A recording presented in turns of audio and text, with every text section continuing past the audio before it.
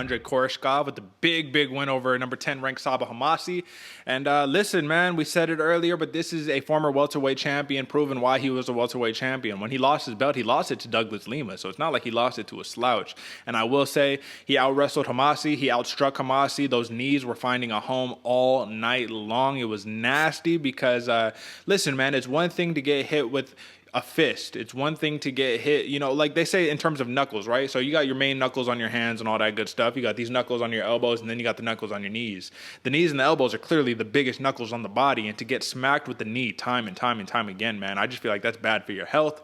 However, it feels like Sabah Homasi, man, every time he gets a little bit of steam, it always gets backtracked a little bit. This is 2 losses in a row now, and 2 very tough opponents, man. Look at it, Paul Daly and Andrey Koreshkov back-to-back. Like, that is a very tough set of fighters, man. But I will have to say about Andrey Koreshkov, he's gone 5-2 since losing his welterweight belt to Douglas Lima back in 2018, and he should definitely find a place back into that mix, right? He says that at this point now, he wants to be fighting for the 4th, the 3rd, the 2nd best in the world right now.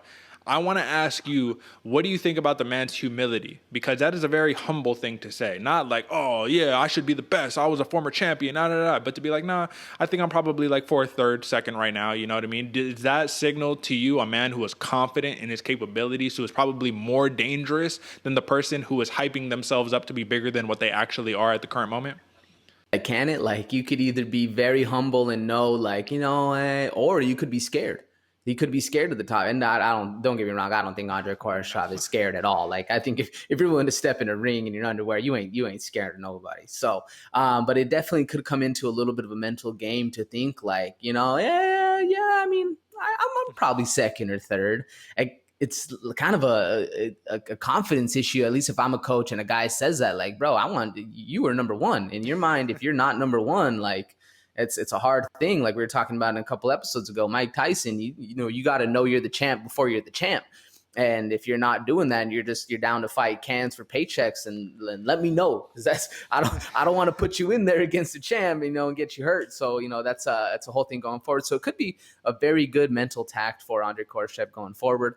At least if it was one of my fighters, I'd be a little like, bro, come on, bro. Like, what you mean you think you're 2nd? Like, that's not a good mental attitude going forward, man. We're top dogs over here. That's how we fight. So I don't know. That's an interesting one to think of, Derek. What are your take on it?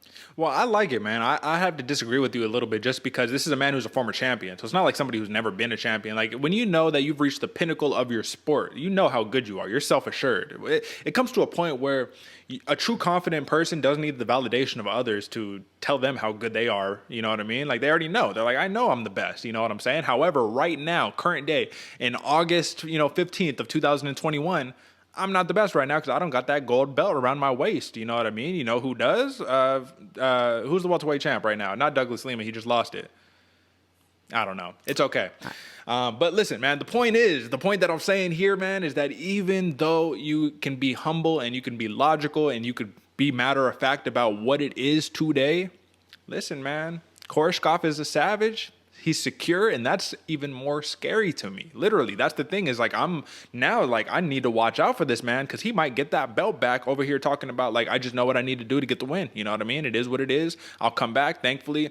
He had to leave Bellator. Now it's his first win in Bellator in quite some time. So shout out to Andrey Koreshkov, man. The striking was phenomenal as always. The man has these huge eyeballs. He's just always just, you know what I'm saying? I'm like, it freaks me out, but in a good way, where I'm just like, this dude's a savage, bro. Now, let me ask you about Sabah Homasi, man. He is now moving to, actually don't have his record up in front of me, but Sabah Homasi, man, this dude is a journeyman, and I think he belongs in the sport of mixed martial arts. He makes the sport better, in my opinion. I just want to know, do you think Bellator is the all-time home? Do you think this is a man who I think would fare very well, believe it or not, and this is no disrespect intended whatsoever. I think the man would fare very well in some like BKFC, some bare knuckle fighting championships, you feel me? Because the way he throws them bombs, man, in terms of a boxing, take the wrestling out of the equation, just let it be like a boxing match. I think the man got some fucking hands, bro. What do you think about that? He does have some hands, Derek. And also that homeboy has some grit. Like, in order to take, I think it was like 9 to 12 knees. I forgot the actual number in there.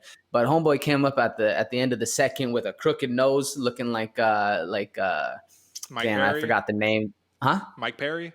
Mike Perry, yep, like Mike Perry, man, literally a sideways nose. And he didn't, stood in there for the third. He's down to scrap, man. That takes a lot of guts. It takes a lot of, like I said, a lot of grit going forward. And all credit to Sabah Homasi on that one, man. If you're not thinking about quitting when a dude knees you in the face, you're a damn banger on that one, bro. So I definitely think one of those divisions, or one of those, I was even thinking something a little more along the lines of like ONE FC, although they're a little more wrestling heavy, so maybe not them, but definitely bare knuckle, something along the lines of where it's more of not necessarily more of an entertainment factor, but a little less skill dependent. Don't get me wrong, you're throwing bare knuckle fists around, that takes a hell of a lot of skill. So, but a little something where we're seeing Sabah Homasi shine a little bit more, because it's hard.